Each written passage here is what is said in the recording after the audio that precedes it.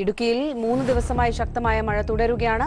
മിക്ക അണക്കെട്ടുകളിലും ജലനിരപ്പ് വലിയ തോതിൽ ഉയർന്നു. കേരളത്തിന്റെ മോളിലൂടെ ഒരു മരണമേഖല കയറി വരുന്നു എന്ന് തോന്നിച്ചാൽ അതെന്തായിരിക്കും? മുല്ലപ്പെരിയാർ ഡാം തകർന്നാൽ സംഭവിക്കാവുന്ന ദൃശ്യങ്ങൾ നമ്മെ ഞെട്ടിക്കും. നമ്മുടെ സ്വന്തം ഹൃദയ ഭൂപടത്തിൽ ചെറുകിട ഒരു സ്പോട്ടായി തോന്നുന്ന ഈ ഡാം കോടിക്കണക്കിന് ജീവനുകൾക്ക് അപകടമാണ്.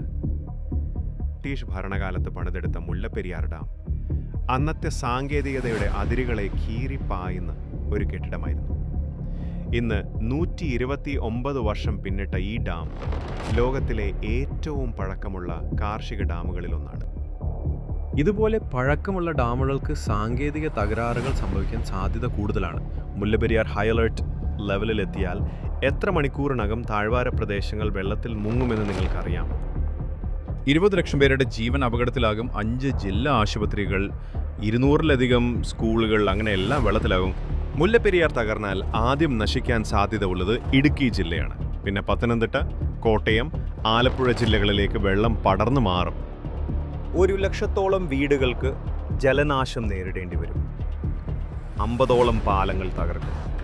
റെയിൽവേ, ഹൈവേ, വൈദ്യുതി ലൈൻ എല്ലാം തകർന്നൊഴിയും. നാം കണ്ട് 2018 കേരള വെള്ളപ്പൊക്കം പോലെയല്ല, ഇത് ഫ്ലാഷ് ഫ്ലഡ് ആയിരിക്കും. മുന്നറിയിപ്പിനും രക്ഷയ്ക്കും പോലും സമയമില്ല. 2006 മുതൽ കേരളം സുപ്രീം കോടതിയിലും കേന്ദ്രത്തിലും ആഹ്വാനം ചെയ്തു വരികയാണ്.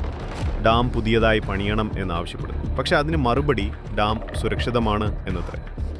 നാം ഇന്നും കാത്തിരിക്കുകയാണ് ഒരു തകർച്ചയേക്കാൾ ഒരു തീരുമാനത്തിനായി. ഒരു ദിനം, ഒരു തീരുമാനം, ഒരു തെറ്റ് നമ്മുടെ എല്ലാ തലമുറകളെയും നശിപ്പിക്കാൻ മതിയാകും. നാം ഇപ്പോൾ തന്നെ ചിന്തിക്കേണ്ടത്, ഭൂകമ്പം വന്നാൽ, മഴ കൂടുതൽപ്പെട്ടാൽ ഇനിയും കാത്തിരിക്കണം. ഈ വീഡിയോ നിങ്ങളുടെ സുഹൃത്തുക്കളിലേക്ക് ഷെയർ ചെയ്യൂ. ഒന്ന് സബ്സ്ക്രൈബ് കൂടി ചെയ്യണേ.